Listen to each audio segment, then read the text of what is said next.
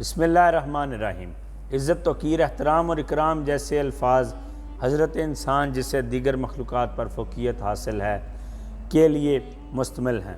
یہ تمام الفاظ ذات پات اور پیشوں کی تحسیس سے ماورا ہیں۔ انسان بذات خود باعث تکریم مخلوق ہے، البتہ ریاستی اور سماجی تقاضوں کے پیش نظر کچھ عہدے ایک انسان کو دوسرے سے ممتاز اور قابل اکرام بنا دیتے ہیں۔ صدر ٹرمپ اور وزیر اعظم نیتن یاہو کے عہدے تو ان کو ممتاز بنائے ہوئے، لیکن عہدوں کے بیس میں یہ اہل فلسطین، غزہ، شام اور یمن کے لیے ڈریکولا کا روپ دار چکے ہیں۔ جی ہاں، گورے انگریز حکمرانوں کے کالے کرتوتوں، چیرہ دستیوں، مکاریوں، فریب کاریوں اور ان کے مظالم سے برصغیر پاک و ہند کے باسیوں خصوصاً مسلمانوں سے زیادہ اور کون واقف ہوگا۔ یوں تو گورے پورے حکمرانوں کے کالے کرتوتوں کی داستانیں ہمارے درسی کتابوں میں بھی مل جاتی ہیں، لیکن ایک عام دستیاب تاریخی دستاویزات تاریخ سندھ اعجاز الحق قدوسی برصغیر کے سیاہ و سفید کے مالک بننے والے گوروں کی چالاکیوں، مکاریوں، ذاتی منفتوں اور سیاسی چال بازیوں کو آپ ملاحظہ کیا ہے۔ آپ لازمی اس کو ریڈ کریں۔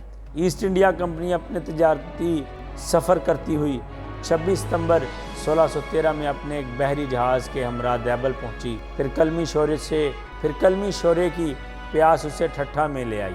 جنگ پلاسی کے بعد 1758 میں انگریز غلام شاہ کلہوڑا کے دربار سے تجارتی پروانہ حاصل کرنے میں کامیاب ہوئے۔ انگریز نے تجارتی کوٹھی کا اجازت نامہ لیا، کاروبار کی اجازت بھی لے لی، پھر مراتوں اور رعایتوں کے دروازے انگریزوں پر کھل گئے۔ انگریز اپنے سارے مطلب نکالنے لگے۔ شاہ کلہوڑا انگریزوں کو اس لیے مراد دیتے تھے کہ کسی وقت یہ انگریز بھی ان کے کام آئیں گے۔ میاں غلام شاہ کلہوڑا نے کچھ پر حملہ کرنے کے لیے انگریزوں سے ایک مسلح جہاز طلب کیا۔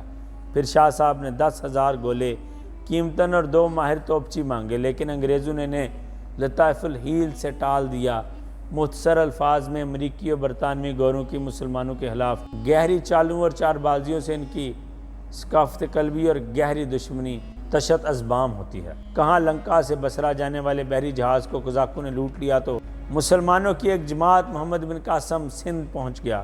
فلک پیراب عرب خواتین، بچوں اور دیگر مظلوم مسلمانوں کی بھی چیخ سن رہا ہے۔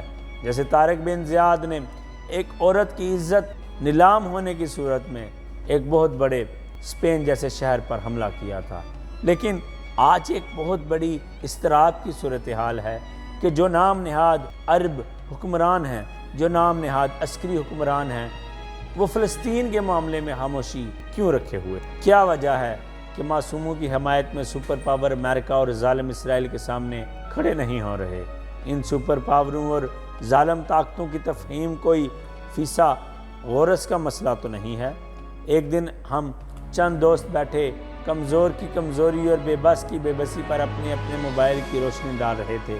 ایک دوست نے کہا کہ اس کے گاؤں کا ایک طاقتور کردار ایک کمزور کردار کے سامنے سے گزرا، جس نے اپنی بھینسوں کو سنگل سے پکڑا ہوا تھا۔ بھینسیں سنبھالتے ہوئے اس کی آنکھیں طاقتور کی طرف قدرتی طور پر ذرا باہر آ گئیں۔ طاقتور کردار نے اس کی آنکھوں کے اس طرف باہر آنے سے مطلب بحث کیے، ایک اپنی توہین، دوسرا سلام نہ کرنا۔ طاقتور کردار نے کمزور کی وہی بھینسیں رات کو غائب کرا دیں۔ کمزور کی دوڑ طاقتور کے ڈیرے تک تھی۔ کمزور روزانہ طاقتور کے ڈیرے پر سائل بن کر جاتا، جھک کر اس کے گوڈوں گٹوں کو ہاتھ لگاتا۔ جھکنے اور عزت کرنے کا یہ عمل کوئی 1-1.5 ماہ جاری رہا۔ پھر ایک دن طاقتور نے کمزور کے سامنے بھینس کے چارے اور ٹہل سیوا کا بل رکھ دیا۔ کمزور نے سارا بل ادا کیا اور اپنے گھر کی راہ لی۔ یہی کچھ امریکہ مشرق وسطیٰ کے ممالک کے ساتھ کرتا آیا ہے، اور تاحال یہ عمل ابھی بھی جاری ہے۔ اسرائیل کے ارد گرد کمزور ممالک WTO کے تحت اپنی گردنیں امریکی انگوٹھے اور انگلیوں کے کڑے کے لیے پیش کرتے ہیں۔ یہ ممالک امریکہ کو اس طرح اپنا خیرخواہ سمجھتے ہیں جیسے غلام شاہ کلہوڑا نے انگریزوں کو سمجھ لیا تھا، لیکن اب تو ظلم کی انتہا ہو چکی ہے۔ آج اگر مسلم ممالک متحد ہو کر فلسطین کو صرف ایک دھمکی ہی لگا دیں تو یقین کریں وہ دوسرا قدم نہیں اٹھا پائیں گے۔ اگر وہ اسرائیل کے خلاف ایک صرف قدم بڑھا دیں تو آج بھی اسرائیل پر جاری ظلم رک سکتا ہے۔ آج مسلم حکمرانوں کو متحد ہو کر ایک قلب و یک جان ہو کر فلسطین کے مظلوموں کا ساتھ دینے کی ضرورت ہے۔